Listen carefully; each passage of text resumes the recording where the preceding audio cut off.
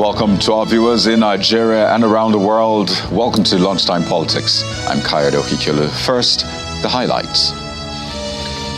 Well, INEC tells Election Petition Tribunal that President-elect Bola Tinubu validly won the election, urges the court to dismiss Mr. Atiku Abubakar's petition and that of his party, the PDP.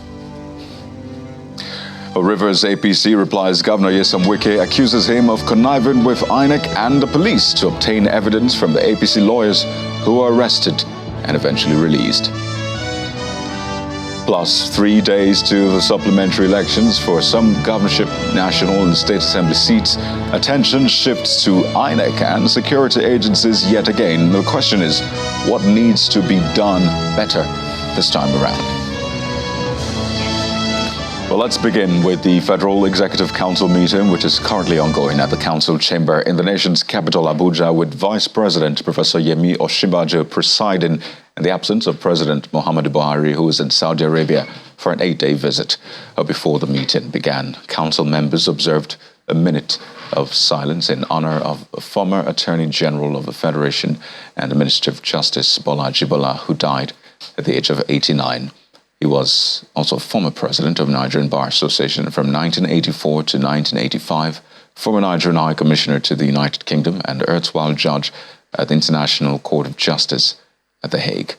The Federal Executive Council meeting is being attended by the Secretary to the Government of the Federation, Mr. Boss Mustafa, and the President's Chief of Staff, Professor Ibrahim Gambari, as well as ministers and ministers of state. Well, this is a developing story, and we'll bring you more details as soon as they come. Let's head over to the Election Petitions Tribunal now, where the Independent National Electoral Commission, INEC, says that the President-elect, Bola Tinubu, validly won the election, and the candidate of the People's Democratic Party, Mr. Atiku Abubakar, did not meet the constitutional requirements to be declared winner of the February 25th election.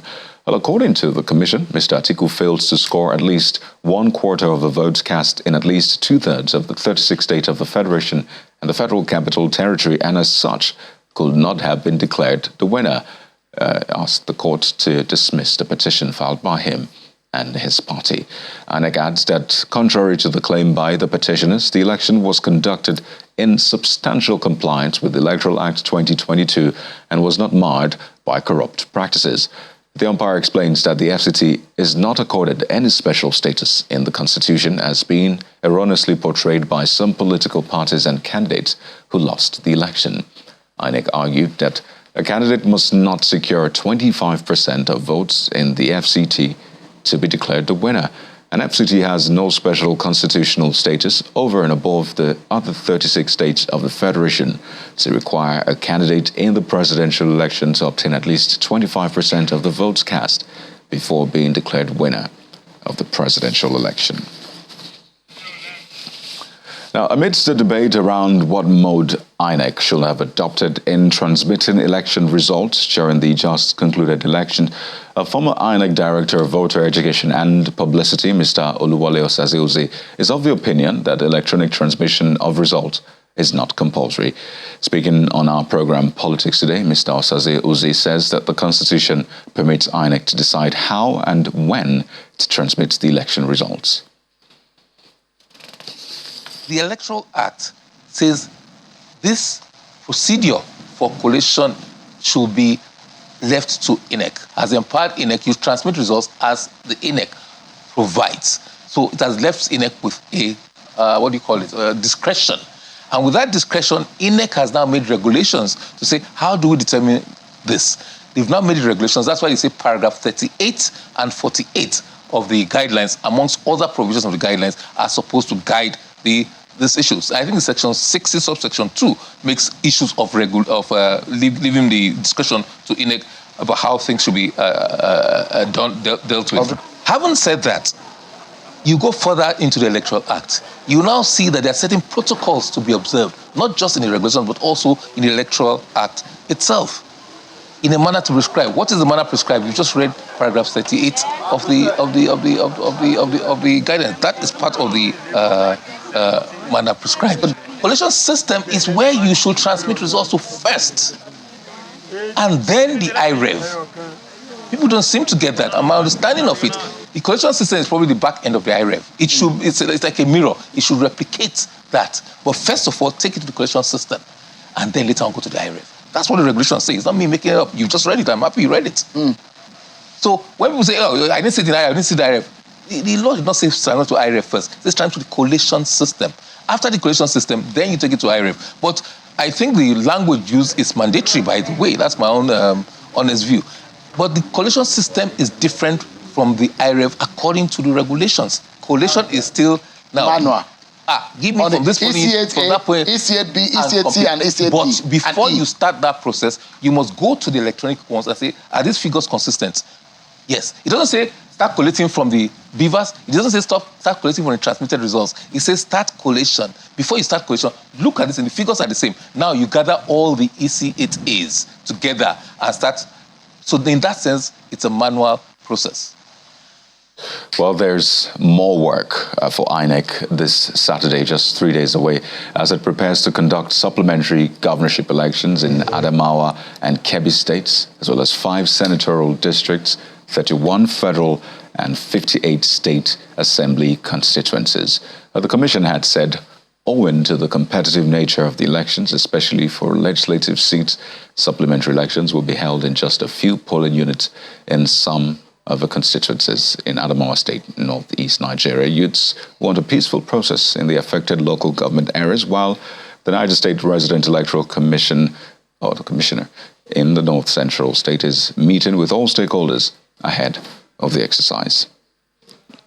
The Independent National Electoral Commission is meeting political stakeholders and all security agents in Niger State ahead of Saturday's supplementary election in 4 local government areas of the state.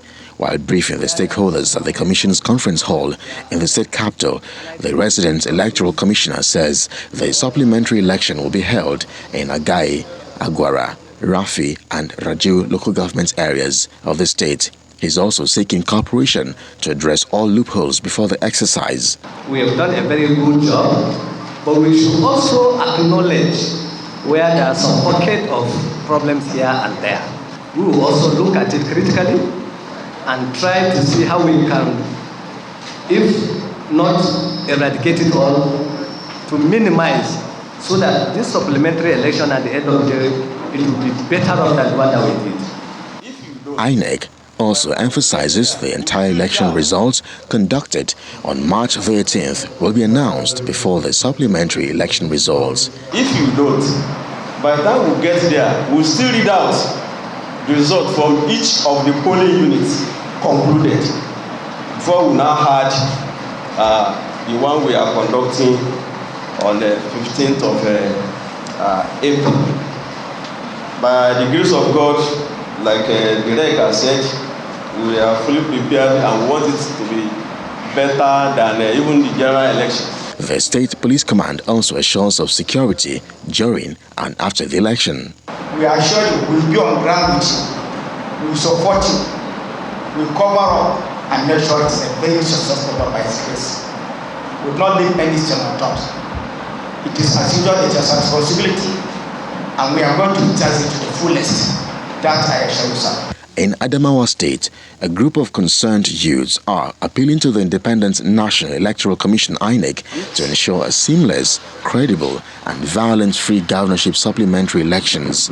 The group is also appealing to residents to shun any form of religious or ethnic sentiments during the process. Youth must understand the hope society places on them and resist any provocation to cause chaos before, during, and after the recent election. Politicians, their supporters or followers, and youth should be orderly and avoid hate speech or spreading fake news either online or elsewhere. We urge security agents to be professional and neutral in the discharge of their duties. The outcome of the supplementary elections in the affected states will determine who takes the seats of power.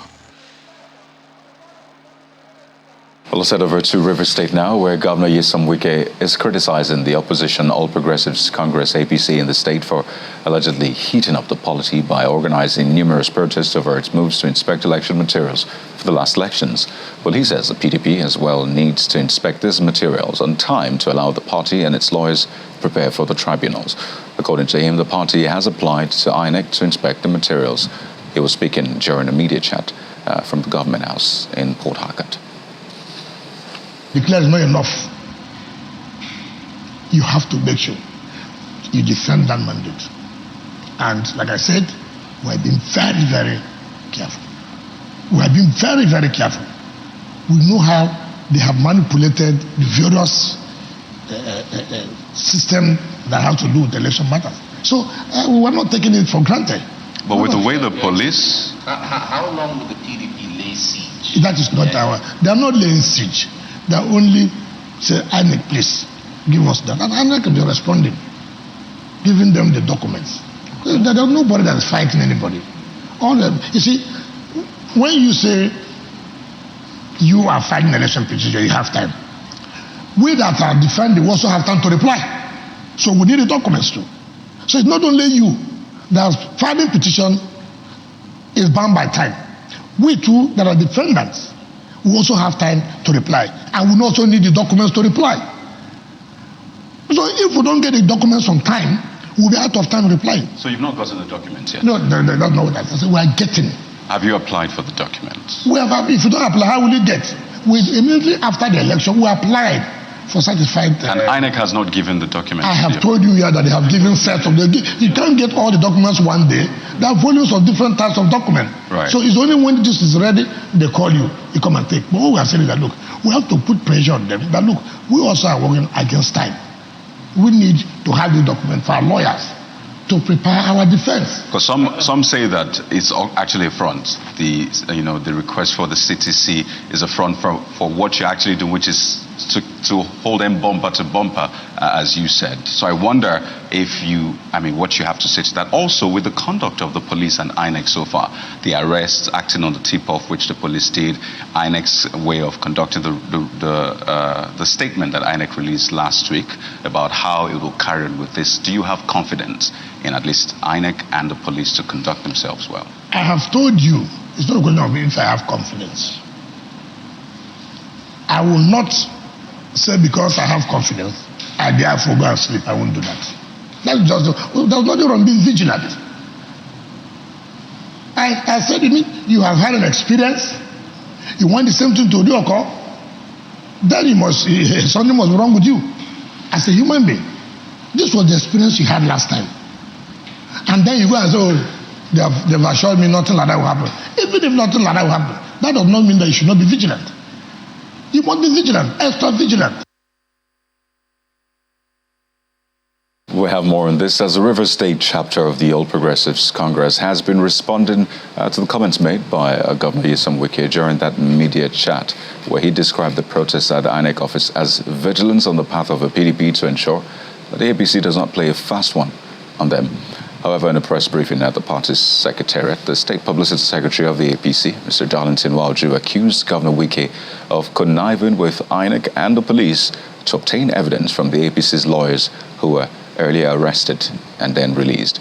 He also referred to the governor's brandishing of a flash drive as proof that he is behind the ordeal of the party in the state.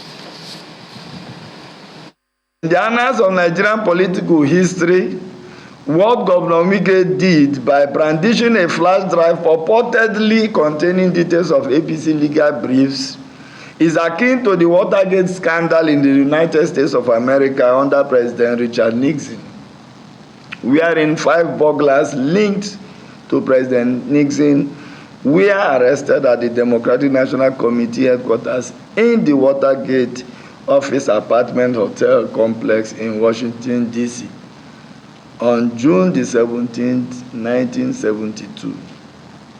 By this very public confession of Governor Wike, it is very clear that the laptops and other evidence is critical to the APC litigation at the Elections Petitions Tribunal were hacked into in order to steal information.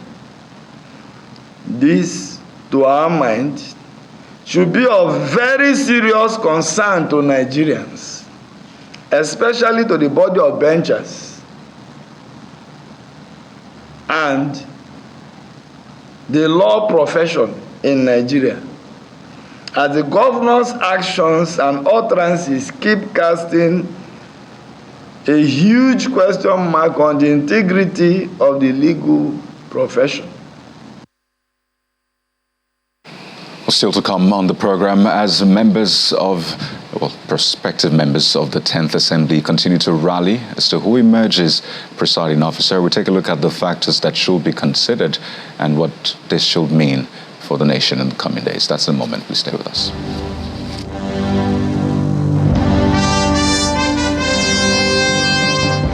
Welcome back. Well, as the newly elected members of the National Assembly assume office in June, that's for the 10th Assembly, a Northeast political pressure group known as the Northeast Youth Group for Good Governance is endorsing a member of the Federal House of Representatives from Borno State, Honorable Mukhtar Aliyu Betara, as Speaker of the 10th Assembly. Well, the group made the endorsement while addressing a press conference after meeting with the leadership of the APC in Gombe State to seek the party's support for Betara's speakership. The secretary of the group, who addressed the journalists, said that they arrived at a decision to endorse Honorable Betara as the next speaker after praising all the re-elected members of the House, and they have found him most qualified. We have come here to meet with the leadership of our party, the APC here in Gombe State, and communicate our resolution for endorsement of Right Honorable Mukhtar Aliyu Betara as the Speaker of the 10th Assembly and seek for party's support in lobbying for its elected members of the House of Reps in the state and Nigeria by extension to support his aspiration for the speakership position. This recent development was brought up after our extensive deliberation and scrutiny of all the aspirants by our over 50 members youth organization and support group in the Northeast Zone. We found Honorable Mukhtar Aliyu Betara worthy of such position, especially at this time that seasoned and experienced legislator is required to work with the executive in providing laws and orders for benefit of all and common man. So let's dig deeper, shall we? Nkem Ayatalafia is the National Publicity Secretary of the Parliamentarian Advocacy Network, PAN, joining us from our Abuja studio for more insight into this 10th Assembly leadership build-up. Good afternoon, and thank you for joining us. Thank you, Kayode, for having me. I know that PAN has been holding some sort of meetings with some of his members of the National Assembly. And I'd like you to give us an insight. What kind of discussions are you having with them? What are the factors you're hoping will be considered in the emergence of presiding officers for the coming 10th Assembly? Well, thank you again for having me. But it's important to start by saying that we quite appreciate what your station has done for us, especially in the whole idea of trying to push across to the general public what decisions, what discussions, what advocacies we have been having with regards to the kind of leaders or presiding officers that we expect to see as the 10th National Assembly evolves by June this year. PAN, to answer directly, Parliamentary Advocacy Network has been meeting with a whole lot of stakeholders, a whole lot of those who have signified interest in becoming Senate President, in becoming Speaker of each of the two houses of the National Assembly. Our discussions have been basically centered on the need for capacity, on the need for balancing, on the need for equity, on the need to have credibility on those who assume these positions. The reasons for this are quite simple. If you have a leadership of the National Assembly, either the Speaker or the Senate Presidency, and it is occupied by anyone who does not have the credibility, who does not have the capacity to occupy each of these two positions, certainly, be the bastion of democracy, the National Assembly will be hamstrung by that disadvantage. So we're in search of somebody who possesses that capacity to be able to wield the kind of influence that will galvanize the entirety of the 409 members of that National Assembly into action in the right direction. And in doing this, we are looking at experience. You understand that in the National Assembly, there exists what they call the ranking rule. Yeah. That it is only those who are returning as legislators or as members of those two bodies that can really vie for this position. But beyond all of this, we're also saying that the fault lines of our country in terms of ethnicity, in terms of religion, in terms of being able to carry along other, extraneous issues other than just anyone coming to occupy it should also be on the front burner when we consider the people that ought to occupy these positions. And essentially, our advocacies in the last 1 or 2 months or so have been centered around these factors, that of capacity, that of learning, experience, and the ability to network around the fault lines of our nation using the individuals that have already won these elections and are going to be members of the 10th National Assembly. That is basically what we have done. So let me just follow up and ask you, you've reiterated that need for capacity, credibility.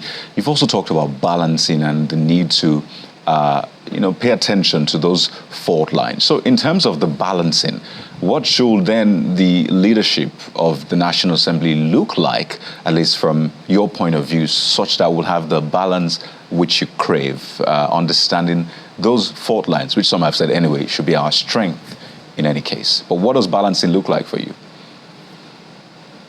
Well, we think of balancing in terms of our religious nuances. We think of balancing in terms of our ethnic colorations as a people. Our diversities lend us to the fact that whatever we do as a country, we ought to take into consideration people who are coming from all parts of the Nigerian divide. Already, in terms of religion, we have seen a president-elect and a vice president-elect that are quite Muslims. So we expect that maybe a number third or fourth should also go in that particular line, but against each other. What do I mean by this? We have basically the Christian and the Muslim, the Islamic religion. So we expect that whoever is coming to be the president of the Nigerian Senate should be a Christian. That assuages to a very large extent what the feeling of marginalization that has actually eaten deep into the hearts of the people.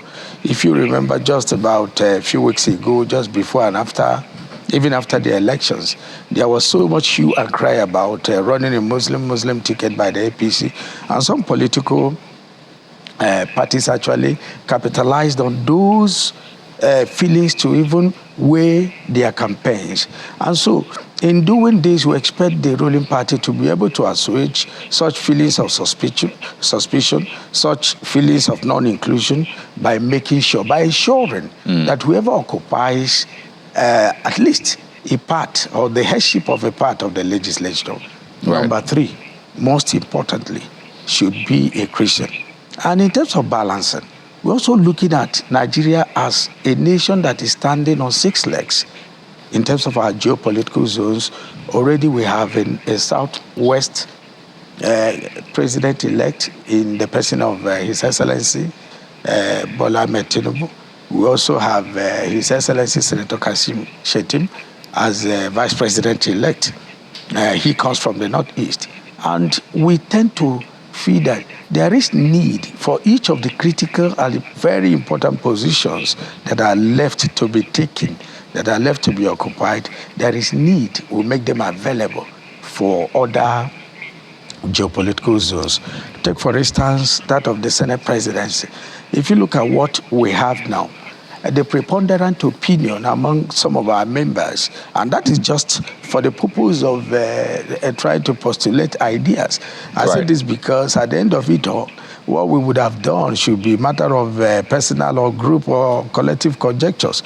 The onus of this decision to allocate or allot these positions according to regions should well stand with the ruling party, the APC. Okay. So Let they me are just, the party in the majority. It behoves on them, so especially to be able to allot all these things. So all eyes on the APC to see how they will handle these issues. But you didn't mention how you want number 4 to look like. We have just 30 seconds to wind down. What about number 4, the speaker? In our thinking, we also think, in our consideration, the Parliamentary Advocacy Network has actually taken its back to 1999 to 2007, when Obasanjo from the Southwest was president and Atiku Abubakar was vice president. Atiku Abubakar comes from the Northeast. So if we will replicate what obtained in that particular election or two words, we'll be able to have a balanced Nigeria in our thinking. But beyond that, I like to also add that the onus lies with the party to decide. Absolutely. We have to run now. Very interesting insights there. Mr. Nkem Ayatalafia, the National Publicity Secretary of PAN. PAN, by the way, is Parliamentarian Advocacy Network. Thank you so much. He joins us from our Abuja studio. Thank you for having me, Coyote. All right. Well, that's the show for this afternoon. You've been served. We're back later on today by 7 p.m. with dinner. That's Politics Today. I'm Coyote Okikile. Goodbye.